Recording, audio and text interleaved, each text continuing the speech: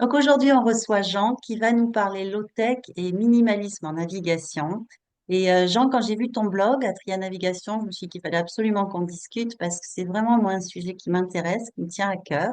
Et tu vas nous en dire plus et peut-être tu peux commencer par te présenter. Oui, oui, bien volontiers. Donc, voilà, je m'appelle Jean et je suis skipper. Donc, c'est Mhm. une activité que j'exerce à titre professionnel maintenant, mais ça n'a pas toujours été le cas, loin de là même, puisque j'ai travaillé pendant 26 ans comme consultant en informatique. Et puis, Ouais. un peu avant mes 50 ans, j'ai décidé de me réorienter. Et donc, Chouette. Ah, tu ouais, sais que c'est le rêve de plein de gens, hein, de se réorienter, de partir naviguer comme ça après une carrière. C'est vraiment bravo, ouais. bravo pour ça, hein. Mhm. Merci. Oui, c'est vrai, j'ai souvent cet écho-là quand j'en parle. Et donc, il y a à peu près 5 ans d'ici, j'ai obtenu un certificat STCW en commercial yachting, donc Ouais. qui me permet d'exercer la fonction de chef de bord, mais à titre professionnel cette fois-ci. Mhm. Et donc, j'ai toujours été attiré par les sports nautiques en général. Des cadeaux, j'étais attiré depuis tout petit. Et Ouais. j'étais stagiaire et moniteur également dans différentes disciplines nautiques, euh, dans le cadre de l'ADEPS, qui est l'équivalent de l'UCPA en Belgique. Ouais. Et, donc, j'étais au départ des moniteurs bénévoles. Et puis, grâce à ce certificat STCW, eh bien, maintenant, je peux exercer à titre professionnel Ouais, tu as pu passer professionnel et en vivre du coup. et en vivre. Voilà, Ah, chouette. exactement. Et donc, mon quotidien, écoute, ce sont des formations, ce sont des charters, des convoyages et des coachings. Tout ce qui fait l'activité d'un skipper en général, en fait. Ouais, ouais, ouais. Bah, c'est vrai qu'on voit le côté navigation, enfin on voit l'été quand on est sur le bateau, les gens qui skippent. On voit moins la formation, l'arrière-saison, le côté euh, Voilà. plus, comment dire, hors été, quoi. Ouais. Très Aurait bien. été, Et oui, oui, alors, oui. ouais. Et du coup, bon, on est là pour parler low-tech. Alors peut-être qu'il faut que tu expliques ce que c'est que le low-tech. Oui, donc en fait, je suis arrivé au low-tech, je veux dire, avec le bateau, en clair. Les low-tech, c'est en fait à la base une catégorie de technologie donc des outils qui sont simples d'utilisation, qui sont réparables, qui Hmm. sont euh, résilients, qui sont adaptables également et qui ont le Ouais. gros avantage d'être sobres au niveau énergétique et puis également au niveau économique.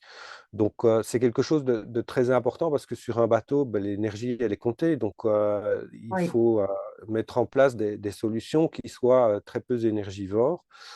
Et les low-tech, en fait, répondent très bien à cet objectif. Ouais, Et low-tech en français, ce serait basse technologie, et c'est vrai que ça sonne pas très bien parce que du coup c'est un peu péjoratif, je trouve, oui, alors que c'est plutôt quelque chose de positif. Mm. Quand on dit que ça effectivement, résiste, que ça s'abîme pas, que ça dure, que ça se répare, c'est quand même que des critères positifs. que des critères positifs, effectivement. Mm. Donc en fait, les low-tech, ça ne veut pas dire un retour à la bougie non plus. Mm. C'est ça. C'est quelque chose qui peut être d'une très très grande précision. Si on regarde le sextant, par exemple, euh, ça ne veut pas dire low cost non plus. Parce que si je regarde les différents régulateurs d'allure, il y a des versions de régulateurs d'allure qui sont très onéreuses. Donc, il y en a d'autres qui sont beaucoup plus abordables, évidemment. Mais les low-tech, la principale, enfin, là, c'est de comment je veux dire, c'est ma vision des choses. Le Ouais. low-tech, c'est la simplicité et c'est surtout pouvoir se détacher d'une forme d'emprise. Donc, si je parle du sextant, il va me permettre de me positionner en mer. Mm. mais je ne vais pas dépendre d'un smartphone, je ne vais pas dépendre d'un fournisseur de services pardon, de cartographie. Et, euh, et donc, voilà, Alors, ce système. ouais, tu prends l'exemple du sextant, c'est un exemple qui est pas forcément abordable. Non, Peut-être, ça peut c'est être vrai. aussi tout simplement des trucs très simples comme naviguer au compas ou à vue et pas être toujours collé le nez sur la tablette, hein. Parce que le sextant, Exactement. c'est pas forcément abordable pour tous, hein. Moi, je sais pas utiliser un sextant. Mhm. Je me dis, waouh, l'investissement, enfin, faut avoir envie. Alors que sur des trucs très simples, des fois, c'est comme quand on est sur Google Maps pour trouver son chemin en ville, quoi. On est là sur le téléphone, on peut même plus se repérer dans la ville. Donc, il y a C'est aussi ça vrai. que j'aime bien dans ce que tu dis sur ton blog, je voyais ça. Il y a le fait que ça reconnecte aussi à notre intuition, à nos émotions. On est dedans, on n'est plus sur le. C'est ce que tu dis, quoi. Mm. Voilà, exactement. Et bah, écoute, donc si tu parles du compas, effectivement, le compas est aussi un très très bel outil low-tech et qui te Mm. permet également, je pense, de développer ton sens marin. Parce Ouais. que euh, quand je regardais dans tes vidéos, tu parles aussi également beaucoup de sécurité et c'est Mm. extrêmement important en mer de planifier sa navigation pour la sécurité, mais également pour développer son sens marin. Et je pense que Mm. les low-tech permettent justement de développer son sens marin et de ne pas être dépendant de technologies qui peuvent Ouais. malgré tout défaillir, en fait. Oui, Ouais. aussi. C'est vrai qu'en cas de panne, bon, après, c'est vrai que bon, certains d'entre nous, certains qui regardent ces vidéos, ont appris à naviguer sans le GPS, avant le GPS. Moi, c'est mon cas.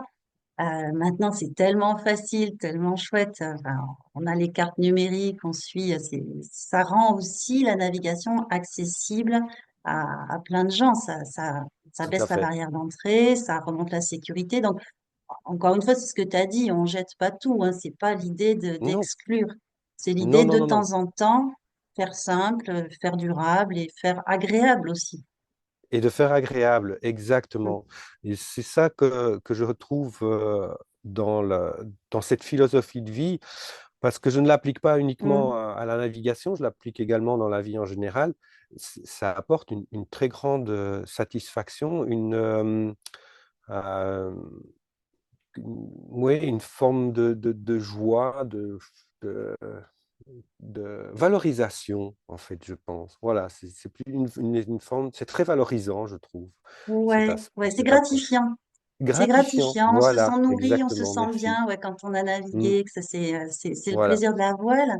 Et c'est le un truc plaisir de que la voile. j'aime bien aussi, que c'est ce que tu dis là, enfin, je vais le redire à ma façon, mais c'est que c'est un aller-retour en fait. Le low-tech, le minimalisme, ça s'applique très bien à la voile en réduisant comme tu dis, la dépendance à la technologie, à l'électronique, mais c'est aussi la voile qui nous amène à ralentir, qui nous amène dans Oui, ce que tu appelles la sobriété heureuse.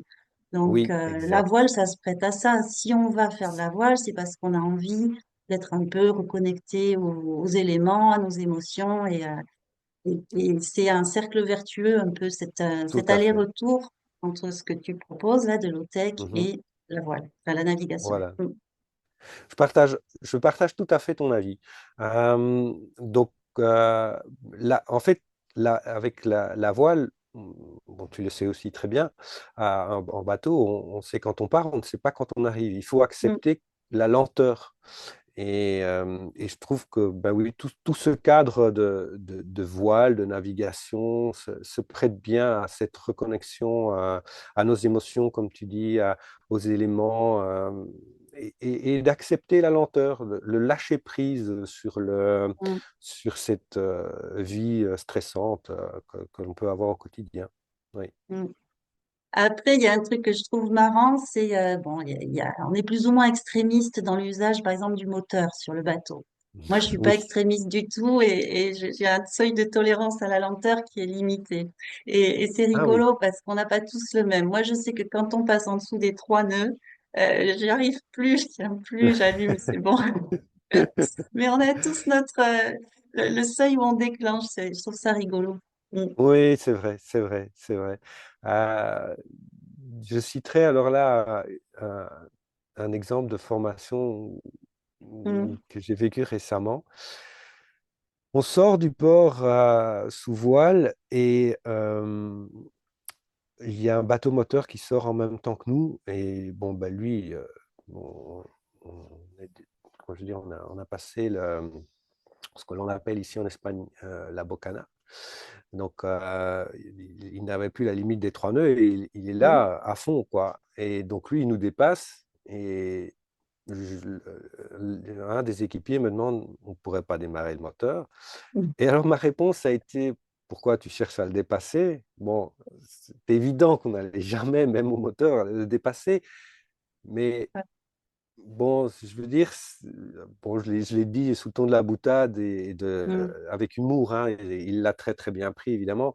Euh, mais mon message là derrière, c'était vraiment d'accepter, ben oui, que à la voile, quand il n'y a pas de vent, ben, on avance, pas ou Mm. très lentement. Voilà. Mm. Ouais. Mm. Ouais. Ouais, et parfois, si on peut, si on a assez de temps, ce qui est chouette aussi, c'est de pouvoir adapter la navigation à la météo. Moi, je trouve que ça, c'est Oui, le luxe ultime. Quand tu peux le attendre luxe. que le vent Hmm, soit favorable pour y aller. Bon, après, c'est chacun vrai. là aussi, il y a des gens qui aiment batailler, il y a des gens qui aiment bien le côté régate, se mesurer aux éléments et tout. Et c'est autant d'approches qu'il y a de navigateurs, de navigation. Enfin, Ah oui, chacun y trouve son plaisir. Ouais. chacun y trouve son plaisir, bien entendu. Ça, tu as tout à fait raison. Et je pense que moi, je ne suis pas un régatier dans l'âme, mais Mm. je sais que si quelqu'un vient virer de bord juste derrière moi pour... enfin, tu comprends ce que je veux dire. Ouais. Eh bien, il n'y Si a on te rien à lance la faire. balle, tu cours après la balle. Ça, c'est Je humain, cours hein. après la balle. Voilà, exactement. Ouais. Même si je ne suis pas régatier dans l'âme, il y a quelque Mm, chose. Et donc là, je vais peaufiner les réglages de voile. Et puis alors, il y a mm, malgré tout aussi l'aspect tactique. Euh, mm, Tu vois, ici, quand on passe un cap, on le sent mm, passer au niveau des accélérations. ouais. Et donc, qu'est-ce qu'on fait? Est-ce qu'on va chercher l'accélération ou est-ce qu'on prend la sécurité, on s'éloigne du Mm, cap? mm, mm, mm. Tiens, si je dois virer de bord là, est-ce que j'aurai encore assez d'eau à courir? Et voilà, C'est tout ça. ça, c'est stratégique et c'est Mm, sécurité en même temps quand même. Ouais. ouais. Ouais, ouais.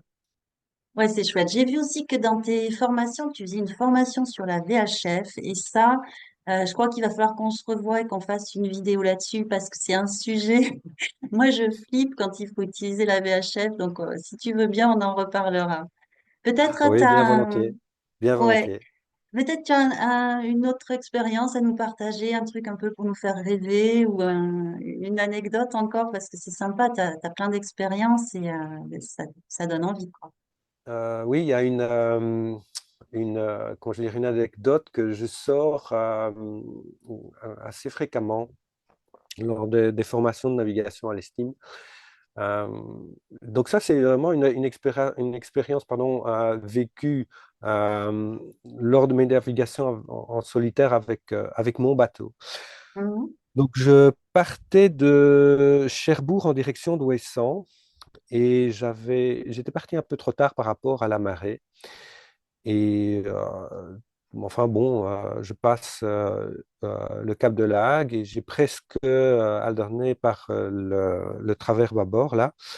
Et la nuit est déjà bien tombée, il fait bien noir là, tu vois, c'était un ciel bien Mhm. couvert, il n'y avait vraiment aucun moyen de se repérer avec les astres et on voit même pas l'horizon, c'est le noir noir devant les yeux. Mhm. Et j'étais à la table à cave, je regarde mon GPS et mon GPS me dit que je fais route au 0,90, donc je reviens sur mes pas en clair. Mhm. Et mon compas, lui, par contre, il me dit que ben non, je fais bien route au 270. Euh, et le log me dit que j'ai bien, que je fais entre 4 et 5 nœuds, donc tout va bien. Alors pourquoi mon GPS me dit que je reviens Mhm. sur mes pas, que je vais vers l'est? Mais en fait, ce qu'il faut savoir, c'est que dans cette zone du Raz-Blanchard, les courants sont parmi les plus Oui, importants, les plus forts d'Europe, hein. Ils peuvent dépasser 6 nœuds pendant les grosses marées. oui, Ils peuvent dépasser 10 nœuds, pardon, lors des grosses marées. oui. Et, euh, et donc, Ben, c'est les low-tech, quelque part, qui me confirmaient que j'étais sur une bonne, enfin, une bonne route, une bonne trajectoire. Mais le GPS ne se trompait pas non plus, puisque par rapport au Mhm. fond, effectivement, ben, je faisais un nœud sur le fond. Le courant était à ce moment-là autour des 6 nœuds, quoi, tu vois. Donc, bon, ben Ouais. voilà, c'est les low-tech qui m'ont permis de me dire, OK, je prends le recul, j'analyse la situation et je me rends compte que non, tout va bien. Le bateau fait toujours route vers l'ouest, mais il a un défilement négatif. Voilà. Et Mhm. ça, donc, je pense que bah, à la fois, c'est du sens marin qui te permet Ouais. de faire cette analyse-là, mais les low-tech étaient là également pour confirmer ce que je ressentais par rapport à l'angle de la houle, du réglage des Ouais. voiles et tout Ouais. ça, Ouais. quoi, tu vois? Donc, ce que je disais souvent en conclusion de cela, c'est que ben voilà, l'électronique, c'est une aide à la navigation. Il faut Mm. l'utiliser comme elle est prévue, c'est-à-dire une aide à la navigation, mais elle ne fait pas foi. Et je pense que ça, c'est vraiment très Ouais. important. Ouais. Et dans ton exemple, on voit aussi que c'est quand même utile parce que ton GPS, il apporte aussi une indication objective. Tu as besoin des deux finalement. Ouais. Ah oui, oui, bien entendu. Ah, c'est Par- intéressant. Ouais. Oui, clairement, parce que est-ce que je me serais rendu compte du défilement négatif à ce moment-là? Peut-être pas, non. Et là, tu Ah, as, tu as entièrement raison. Et est-ce que ça aurait pu avoir des conséquences? Bah écoute, moi je m'estimais être sur une route aux 270 là et à 5 nœuds, alors qu'en fait je fais route vers l'est à un nœud. Donc est-ce que j'ai de l'eau à courir derrière moi? A priori oui, c'est puisque ça. je venais de là. Mais voilà, là, j'ai dû recalculer effectivement ma route en fonction de ça pour savoir quelle décision prendre. Oui, là, je rejoins ton avis que l'ensemble des Mm. deux font que la bonne décision est prise. Ouais, super. Merci Jean, c'était super intéressant. Mais écoute, ce que je te propose, c'est qu'on se retrouve dans quelques jours pour faire une vidéo sur la VHF parce que moi j'en ai besoin et puis tu auras plein de conseils à nous donner. Et encore un grand merci, puis à une prochaine. Ciao. Merci à toi, merci beaucoup. Au revoir.